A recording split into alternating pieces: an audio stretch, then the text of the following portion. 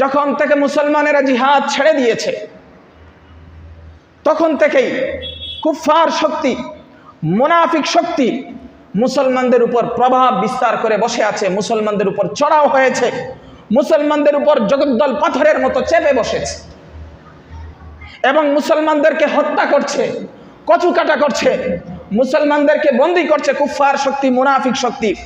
মুসলমানদেরকে ফেরাউনের মতো কঠিন শাস্তি দিচ্ছে কুফফার শক্তি, মুনাফিক শক্তি। মুসলমানদেরকে লাঞ্ছিত করছে, অপমানিত করছে কুফফার শক্তি, মুনাফিক শক্তি। মুসলমানদেরকে তাদের দ্বীন ও ধর্ম থেকে বিচ্যুত করছে কুফফার শক্তি, মুনাফিক শক্তি। মুসলমানদেরকে তাদের দ্বীনের ক্ষেত্রে ফিতনায় ফেলে দিচ্ছে কুফফার শক্তি, মুনাফিক শক্তি। মুসলমানদের সমস্ত কল্যাণগুলো লুণ্ঠন করছে কুফফার শক্তি, মুনাফিক শক্তি। মুসলমানদের দুনিয়াকে বরবাদ করে দিচ্ছে কুফফার শক্তি, মুনাফিক শক্তি। মুসলমানদের সব কিছু উলটপালট করে দিচ্ছে কুফফার শক্তি, মুনাফিক শক্তি।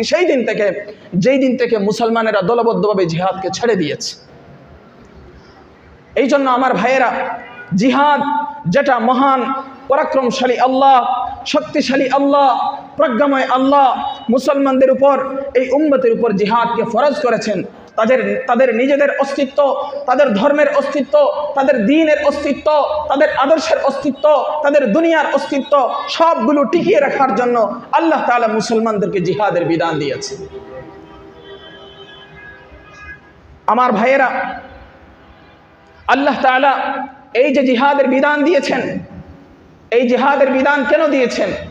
কারণ এই জিহাদের বিধানের মধ্যে অনেক বিশাল সংখ্যক ক্ষতি দূরীভূত করার বিষয় রয়েছে। অর্থাৎ এই জিহাদের মাধ্যমে অনেক বড় বড় ক্ষতি, অনেক বড় বড় অকল্যাণ, এগুলোকে দূর করা হয় এই জিহাদের মাধ্যমে। এবং এই দ্বীনি এবং দুনিয়াবি, ইহকালীন এবং পরকালীন অনেক কল্যাণসমূহ এই জিহাদের মাধ্যমে বাস্তবায়ন করা হয়।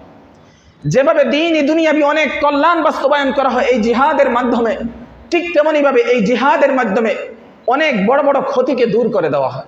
সুবহানাল্লাহ।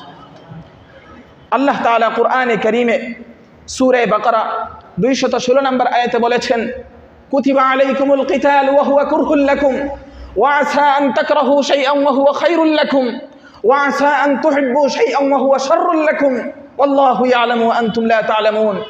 তোমাদের উপর কিতাল ফরজ করা হয়েছে, তোমাদের উপর জিহাদ ফরজ করা হয়েছে, তোমাদের উপর লড়াই ফরজ করা হয়েছে।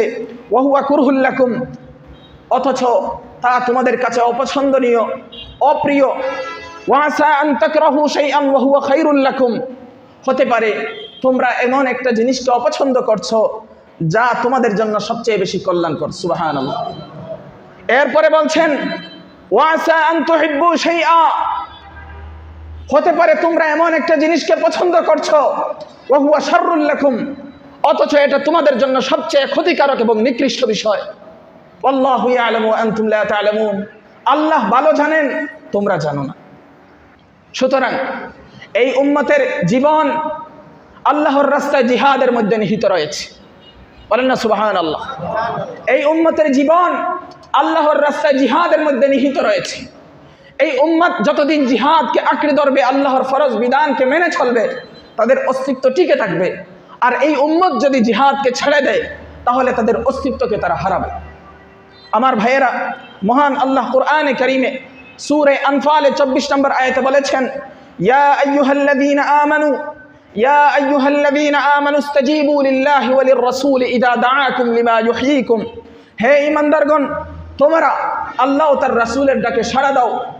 ইযা দাআকুম লিমা ইউহয়িকুম, যখন রাসূল তোমাদেরকে এমন বিষয়ের দিকে ডাকেন যে বিষয় তোমাদের জীবনকে ফিরিয়ে দেয়, যে বিষয় তোমাদেরকে জীবন দেয়, যে বিষয়ের মধ্যে তোমাদের জীবন রয়েছে, সেই বিষয়ের দিকে আল্লাহর রাসূল ডাকছেন, তোমরা আল্লাহ ও তার রাসূলের ডাকে সাড়া দাও। আমার ভাইয়েরা, সেই বিষয় কি? সেই বিষয়গুলোর একটি বিষয় হচ্ছে জিহাদ।